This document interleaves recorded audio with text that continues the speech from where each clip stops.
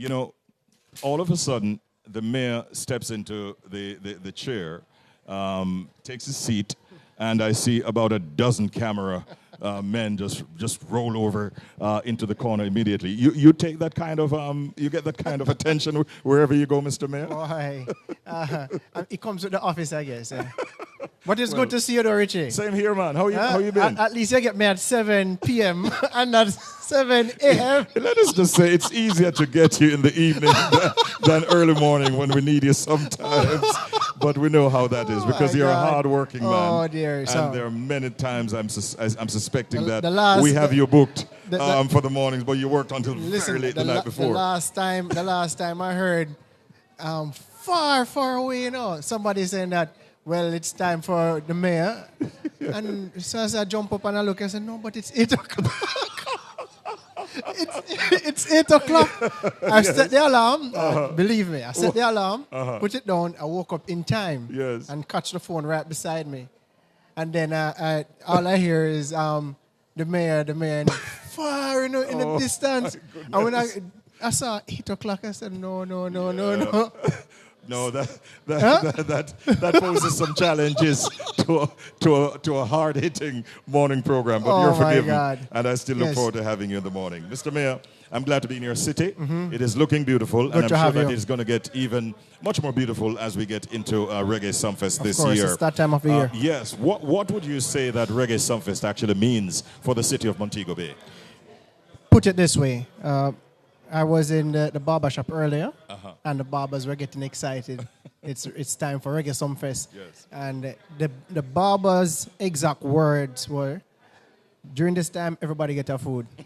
Yeah, and that is what it is. It's more than entertainment, and it's an economic boost to the city of Montego Bay.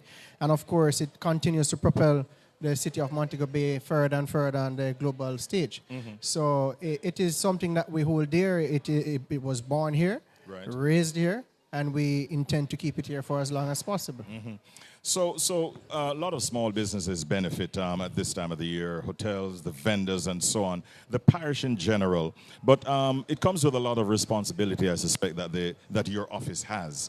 How do you sort of prepare to ensure things like safety and cleanliness and smooth transportation and stuff like that whilst you have so many thousands of people coming into the city? What you must commend the principals of Sumfest for is the level of engagement with which they have pertaining to the planning of the event. And they don't just plan from their boardroom, they plan with us. So one of the first things that they would do, and this is what we do generally for large events coming into Montego Bay, is to get all the necessary stakeholders, the key stakeholders on board, and we ensure that we put forward the protocols for each and how each will be achieved. So, for example, we will have the Solid Waste Management Authority in the meeting. Yes. We have Public Health in the meeting. Of course, they deal with the garbage management. You have to show them how you're going to containerize during and after the event so as to provide for cleanliness within the space. Right. Public Health is there. We're using a property that is prone to mosquitoes. Yes. So they have to do the fogging. They have to prepare the area, ensure that the stations are so set up so that they meet health protocols.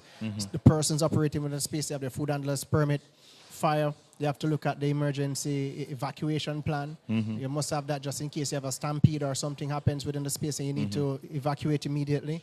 They also have to look at how the area is, the site plan, situated so that if there's an emergency, they know how to react, how to enter, all of that. We have the police that is dealing with traffic. Traffic was very good last year in terms of management, and we hope to adopt that we laid out last year and apply it this year, as well as to improve upon parking, because that was a challenge last year, and I got, informal reports that persons lost their vehicles. That's unfortunate, but we're putting in the necessary things in place so as to prevent such a reoccurrence. And the police, they're working closely with the promoters and the principals of Sumfest to ensure that the safety is ensured within the space. We also have, they have to meet the limited liability insurance. That's also a requirement of ours, because especially an event of this magnitude, if something happens, you have to ensure that the event is insured to take care of the patrons in case of any eventualities. We also have our superintendent of roads and works from the roads and works department that deals with the vetting and management and monitoring of stage installation, any structure that is being placed at the venue to ensure that it is sound and safe. So we have a lot to do when it comes down to event planning, and especially hosting an event of this magnitude. We have to ensure that we are very robust and proactive in executing. And just listening to you, Mayor, what that says to me, hearing you speak like that, is that you and your team obviously are dotting your I's, crossing the T's, and leaving no stone unturned and making sure that the preparations are in place. On the strip going down, I see high-rise buildings, new hotels going up, and so on. But outside of all of that activity that is taking place in terms of construction, is there any particular new development in terms of beautification for the second and friendly city that will come on stream leading into Reggae Sumfest? Well, not leading into Reggae Sumfest, but earlier this year I announced that we will be having in place our Urban Renewal Committee for Montego Bay. And we launched that last week before last week, we launched that. And the Urban Renewal Committee will be looking at all the different sections of Montego Bay that can deal with some beautification. We'll be launching our Mobile Murals project. And that will help also with enhancing the aesthetics of a city and cultural retention and promotion. Yes. So these are some of the things that we're doing. We have a robust environmental project where we recycled 200,000 pounds of plastic bottles last year that could have gone to the sea. And we are doubling down on that this year so we can do better. And we get the communities within the city of Montego Bay, some persons call them inner city communities, to participate. Much of that came from those communities and not the formal ones.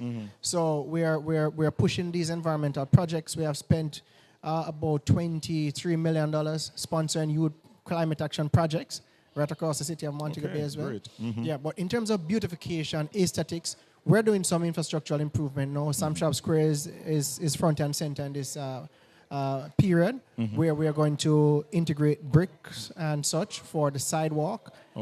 Dealing we're also going to deal with the manual covers, all of those, the broken ones, the repair of sidewalks within the town center, all of that. So we're doing some infrastructural work to beautify the space. Of course, we want people to come to Montego Bay to feel safe, to move around safely, and also to embrace the space. You must be happy, you must feel proud taking a picture in the middle of Montego Bay to say, hey, I'm in Montego Bay, selfie, send that to the world. And person see it and say, I want to be there too. So that's what we're working on. Sounds like a plan. I have one more question on the whole matter of preparations for Sumfest, but as an aside, I know that there was a matter with which made the news where apparently members of your team were seen taking down some billboards that belonged to the opposition party's representatives. And I know that you were given some time to provide a response and so on. Any comment on where that matter is at this time? All right, so I'll just say two things pertaining to it. Yes. So the first one pertaining to the excitement behind taking down signs. I'm going to tell you. So look at this backdrop that you have, for example. Just imagine that you set up this backdrop to advertise signs for promoters, and someone just encroach on that backdrop. So it's a similar situation. We install a stanchion that is designated for parties, for events, for promoters to use. They pay to use it. And one day we got up and saw it start being taken over by political signs. We urged them to remove them. They did not. We said that if you did not remove them, we will. And that we did. And they started to, encroach upon the different parts of the town center. We said, it's not election time. Just hold off. Just wait until election is announced. You put out all the signs you want. We give the permission because in the law it says that you must get consent from the property owner. So the stanchion, it's ours. It has our owner. Right? So we said that just hold off and after the election, 2 weeks after the election, remove all of them. Right?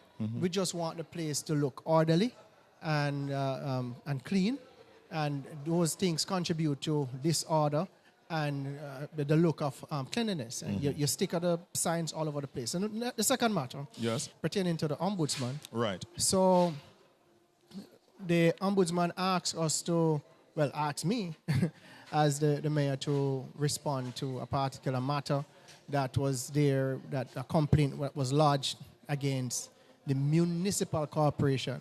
So you can't lodge a complaint against the mayor because I'm not an executive mayor. My power comes from the council. Yes. And the council's power comes from it being elected as a council in a meeting to say that this is the policy of the corporation.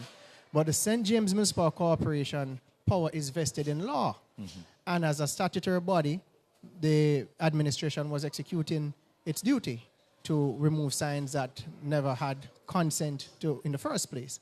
And they took it personal, as a personal attack on the office of the mayor. Very unfortunate. But the ombudsman intervened and said, I must respond.